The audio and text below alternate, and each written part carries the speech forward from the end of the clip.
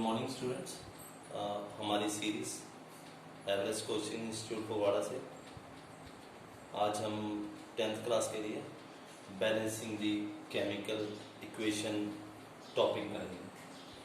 इस चैप्टर के बारे में पहले मैं बेसिकली बता दूं कि केमिकल इक्वेशन क्या है।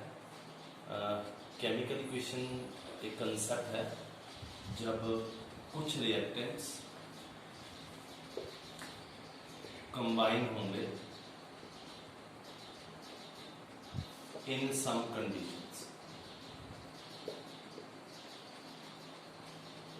कंडीशंस कोई भी हो सकती हैं टू फॉर्म प्रोडक्ट्स। ठीक है, ये बेसिक है। अब रिएक्टेंट्स क्या है? जैसे कार्बन, एक लकड़ी के टुकड़ा, वुड पीस को आपने ऑक्सीजन के साथ बर्न किया, this triangle is giving it a heat, आपने हीट किया तो आपसे कार्बन डाइऑक्साइड निकला। दिस इज रिएक्टेंट, ओके, और ये आपका प्रोडक्ट है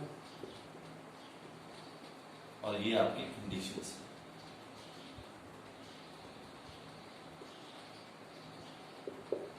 अब इस कंडीशन के बेस के ऊपर हम लोग एक balancing the equation concept understand करने की कोशिश करते हैं। नॉर्मली हमारे पास काफी क्वेश्चन होते हैं, जैसे हम आज एक सीरीज में बुक में से ही एक क्वेश्चन कर रहे हैं अंडरस्टैंड करने के लिए कि मान लीजिए आपने कुछ रिएक्टेंट डाले और उससे आपका प्रोडक्ट ये बन गया। तो आप ये देखेंगे कि पहले मैं इसकी बात करता हूं। यहाँ पे कार्बन के एटम कितने हैं? 1। ऑक्सीजन एक डाई एटॉमिक मॉलिक्यूल है तो उसके एटम है बेटा 2। और यहाँ पे आप देखेंगे कार्बन डाइऑक्साइड बना है CO2। यहाँ पे कार्बन भी एक है और ऑक्सीजन 2 है, तो ये इक्वेशन बैलेंस्ड है। पर इस केस में अगर हम देखें कि आयरन के एक एटम है और आयरन के 3 हैं, तो ये बैलेंस नहीं, तो हम इसको बैलेंस करने की कोशिश करेंगे। तो पहले आप केमिकल इक्वेशन देखिए। What is chemical equation? Chemical equation एक कंसेप्ट है, एक प्रोसेस है जहां पे रिएक्टेंट्स जुड़ते हैं कुछ कंडीशनों में और कुछ प्रोडक्ट बनाने की कोशिश करते हैं। ठीक है, अब जब कुछ प्रोडक्ट बनाएंगे वो कोई भी प्रोडक्ट हो सकता है। जैसे हमने एग्जाम्पल की है carbon plus oxygen gives me carbon dioxide, okay. और आयरन जब पानी के साथ जुड़ा तो आप Fe3O4 और हाइड्रोजन निकलता है। इसको हम केमिकल इक्वेशन बोलते हैं और ये रिएक्शन भी है। जब इसको बैलेंस कर देंगे तो ये कंप्लीट बैलेंस केमिकल इक्वेशन बन जाएगी। तो आज हम इस इक्वेशन को बैलेंस करने की कोशिश करेंगे जो इस बुक में पेज नंबर 3 के ऊपर दी गई है। तो हम शुरू करते हैं कि Fe plus water gives you Fe3O4 plus hydrogen. ठीक है जी। अब आपने इसमें कुछ चीजें ध्यान रखनी है। आपने सबसे पहले एक टेबल बनाना है फर्स्ट स्टेप में, जो आपके रिएक्टेंट्स और प्रोडक्ट की काउंट बताएगा बोथ साइड, एक रिएक्टेंट साइड और एक प्रोडक्ट साइड बेटा। ठीक है, तो हमने एक बॉक्स बनाना है, या आपने भी बनाना है, एग्जाम में भी बनाना है। आपने सबसे पहले मेटल या नॉन मेटल्स कोई भी लिखने हैं, पर आपने ध्यान ये रखना है कि हाइड्रोजन और ऑक्सीजन को सबसे लास्ट में लिखना है और उसकी आप बैलेंसिंग सबसे लास्ट में करेंगे। काफी केसेस में हमें हाइड्रोजन और ऑक्सीजन को बैलेंस करने की जरूरत नहीं पड़ेगी, क्योंकि वो हो सकता है वो केमिकल रिएक्शन के बीच में जब हम एलिमेंट्स को बैलेंस करेंगे उसी में हो जाएगा। तो हमने यहाँ लिखा एलिमेंट क्या है हमारे पास? आयरन, फिर हमारे पास है हाइड्रोजन और ऑक्सीजन। लेफ्ट हैंड साइड में जो रिएक्टेंट है वहां पे आयरन के एटम 1 है, हाइड्रोजन के 2 हैं और ऑक्सीजन का 1 है। H2O का मतलब है हाइड्रोजन के 2 एटम्स मिले थे और ऑक्सीजन के एक मिलकर उसने वाटर का मॉलिक्यूल बनाया। राइट हैंड साइड पे इधर 3 थे और हाइड्रोजन के 2 थे और ऑक्सीजन के 4 एटम। आपने सिर्फ एलिमेंट बैलेंस करने की कोशिश करनी है शुरू में, फिर हम देखते हैं कि इसमें क्या इश्यू आ रहा है। ठीक है, सबसे पहले आपने देखा कि आयरन बैलेंस नहीं है, तो मैंने इस इक्वेशन को लेफ्ट हैंड साइड को इसको 3 से मल्टीप्लाई कर दिया। तो मैंने जब 3 से मल्टीप्लाई किया तो मेरे पास इक्वेशन बन गई 3Fe plus H2O gives me Fe3O4 plus H2। अब इसके बाद आप दोबारा ये वाला टेबल बनाएंगे। अब आपका टेबल ये बन गया है, मैं इसी को डिलीट करता हूं। अब आपके पास आपने देखा कि आयरन दोनों तरफ बराबर हो गया है, हाइड्रोजन भी बराबर है, पर ऑक्सीजन बराबर नहीं। ऑक्सीजन का इधर 1 एटम है और इधर 4 है, तो आपने इसको 4 से मल्टीप्लाई कर दिया इस वाटर के मॉलिक्यूल को। ठीक है, उसके बाद नेक्स्ट स्टेप आपका आ गया, आपने इसको 4 से मल्टीप्लाई किया तो आपके पास ये बन गया 3Fe plus 4H2O gives me Fe3O4 plus H2। ठीक है जी। अब आपके पास यहां पे हाइड्रोजन कितने हो गए, कितने हो गए तो बताएगा? 8। यहां पे आपके पास 8 हो गए क्योंकि 4 2 8 और यहां पे 4 हो गए। अब आपका हाइड्रोजन भी बैलेंस हो गया और आपका ऑक्सीजन भी बैलेंस हो गया और आपका आयरन भी बैलेंस हो गया, पर क्या नहीं बैलेंस हुआ? हाइड्रोजन। तो आपने इस तरफ हाइड्रोजन को मल्टीप्लाई कर देना है 4 से, तो आपकी जो फाइनल इक्वेशन बनेगी वो 3Fe 4H2O आपको ये देगा। अब आप इसको फाइनली दोबारा भी काउंट कर सकते हैं एक बॉक्स बनाकर कि लेफ्ट हैंड साइड पे आयरन के 3 एटम हैं, इधर भी 3 हैं, इधर हाइड्रोजन के 8 हैं, इधर भी 8 हैं, ऑक्सीजन के 1 एटम था वाटर में और 4 आपने मल्टीप्लाई कर दिया तो 4 हो गए और यहां भी 4 हो गए। तो ये क्या बन गया? ये हमारी कंप्लीट बैलेंसिंग क्या बन गई? इक्वेशन। ठीक है, ऐसे हम एक और क्वेश्चन अभी आपको करके दिखाते हैं जिससे आपको और क्लैरिटी हो जाएगी।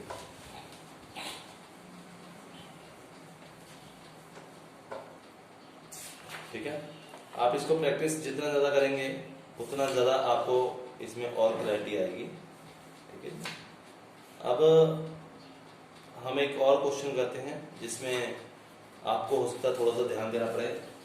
जैसे कि क्वेश्चन आ गया आपका H, थोड़ा सा कॉम्प्लेक्स लेते हैं, nitric acid HNO3 plus calcium oxide hydroxide CaOH2, ये आपको देता है कैल्शियम नाइट्रेट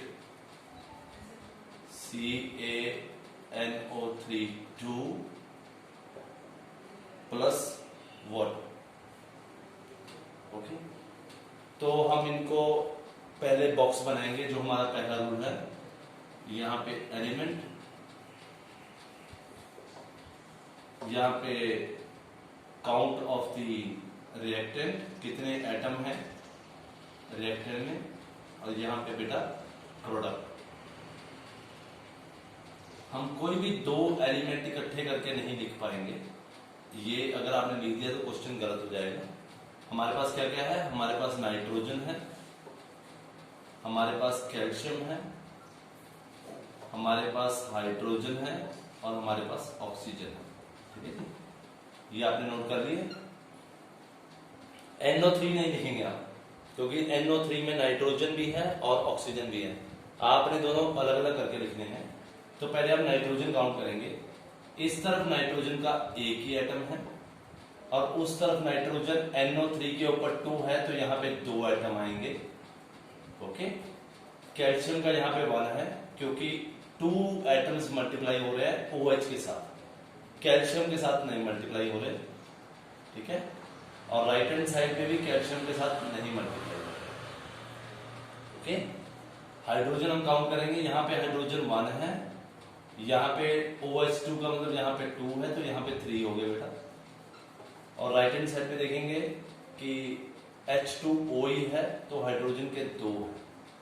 ऑक्सीजन वाला थोड़ा सा कॉम्प्लेक्स है, यहाँ पे ऑक्सीजन के 3 हैं, NO3 है, तो NO पूरे के ऊपर 3 नहीं है, तो सिर्फ O के ऊपर 3 है, तो ऑक्सीजन के 3 एटम यहां से आ गए और OH2 का मतलब 2 यहां से आ गए, तो ये 5 यहां बन गए, ठीक है।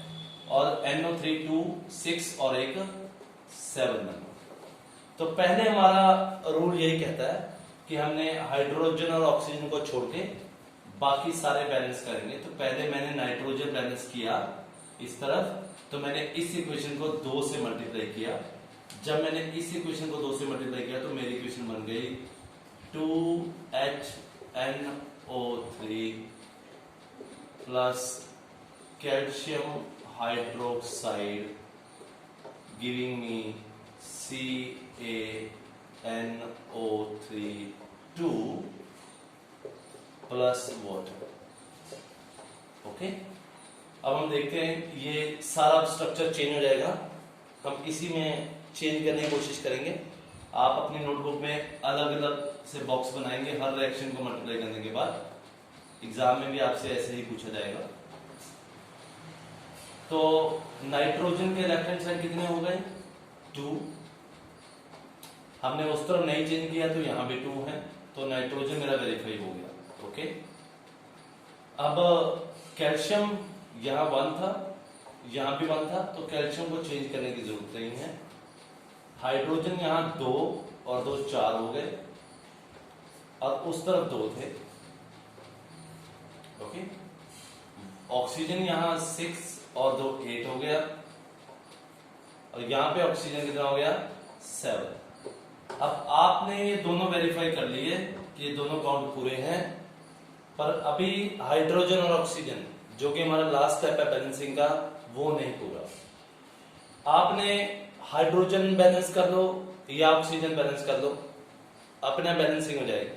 अगर मैं यहाँ पे अगर मैं इन दोनों को बिना छेड़े राइट हैंड साइड पे देखूं जहां पे काउंट कम है कि क्या ये कोई मॉलिक्यूल अकेले एग्जिस्ट कर रहा है, मैंने देखा वाटर में एग्जिस्ट कर रहा है, तो अगर वाटर का एक मॉलिक्यूल के साथ मैं ये 2 कर दूं तो एक ऑक्सीजन ऐड हो जाएगा, तो ये 8 बन जाएगा।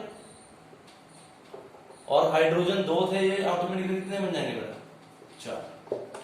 तो अब आप रिएक्शन देखेंगे कि मेरा रिएक्शन ये वेरीफाई हो गया। तो हम इस रिएक्शन को ऐसे बैलेंस करते हैं।